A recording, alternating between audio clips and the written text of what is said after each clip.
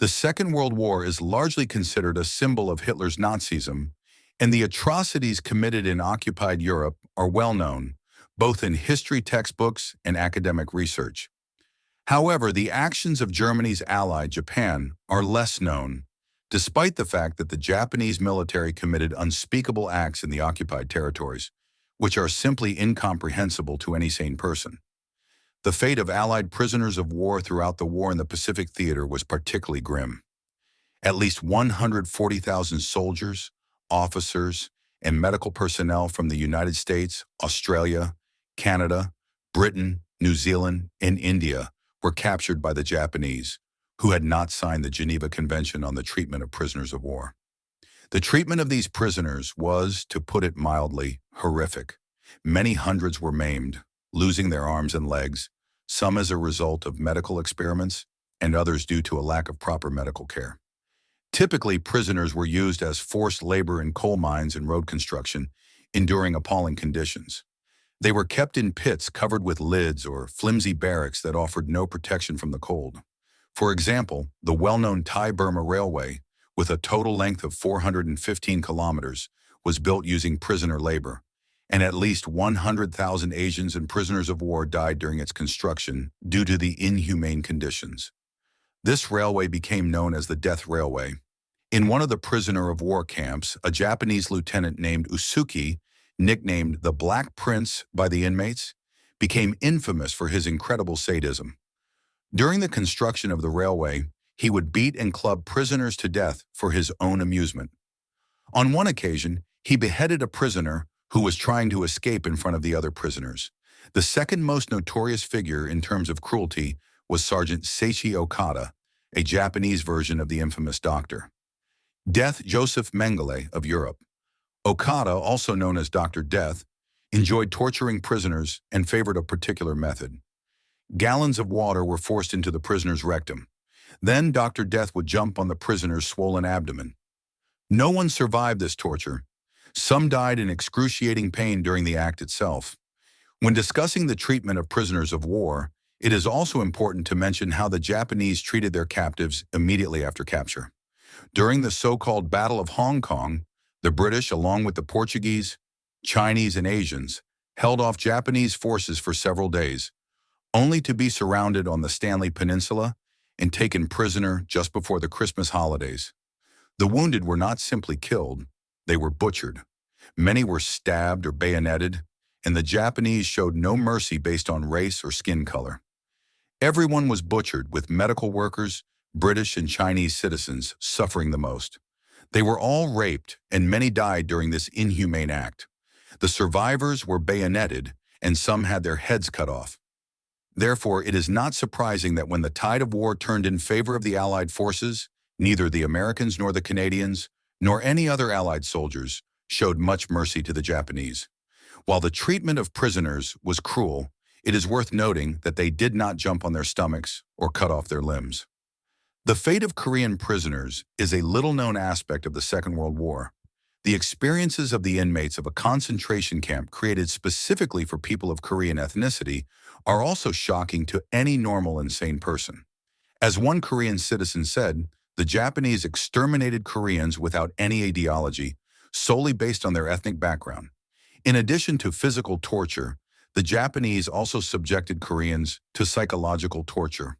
In the basement where the unfortunate prisoners were tortured, there were cells below where prisoners were forced to sit motionless in a lotus position.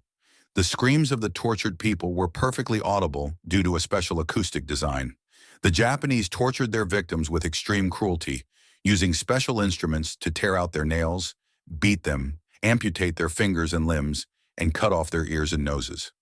In the concentration camp for Koreans, not only were the working conditions unbearable, but special punishment systems were also devised for any misbehavior. The simplest punishment was to place the guilty person in a coffin, which was then sealed and stood vertically in a room with no soundproofing.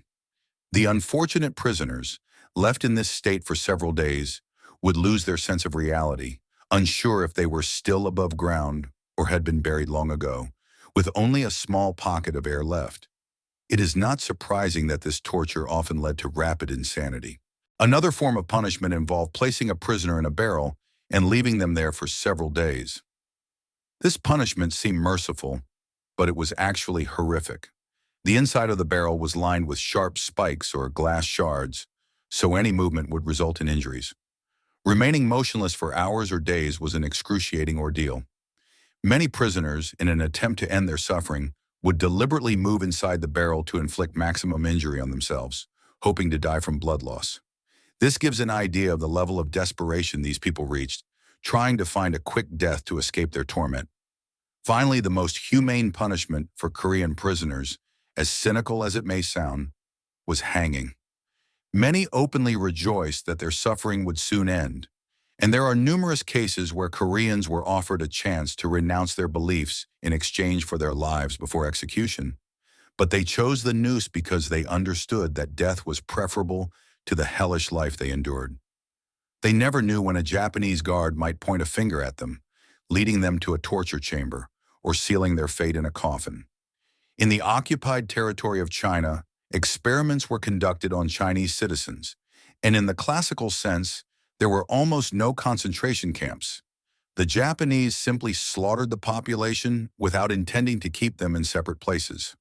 The only exceptions were those used as forced labor in coal and stone mines, as well as in road and object construction.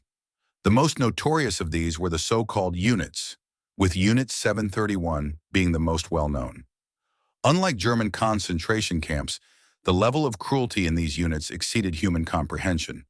The experiments conducted on prisoners were barbaric.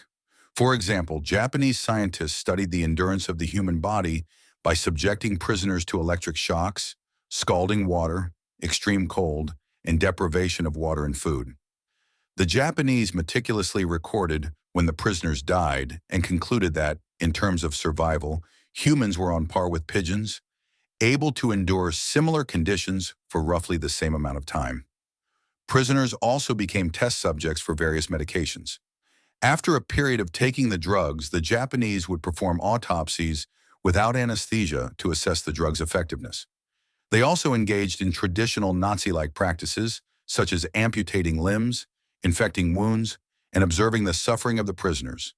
The prisoners were infected with all known pathogens, including plague, syphilis, typhoid fever, and anthrax. They were injected with horse blood and constantly exposed to X-ray radiation.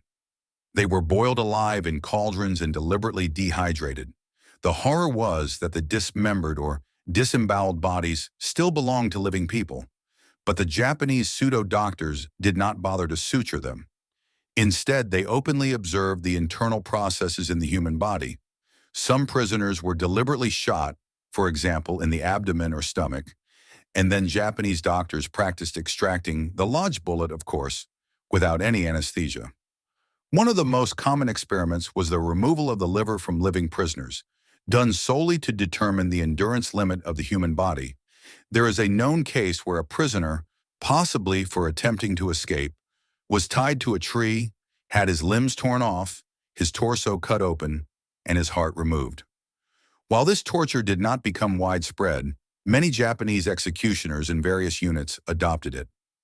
The madness of the Japanese pseudoscientists and doctors exceeded all boundaries of understanding. How could one justify removing an organ or even part of the brain from a prisoner and calmly observing the process of their gradual death?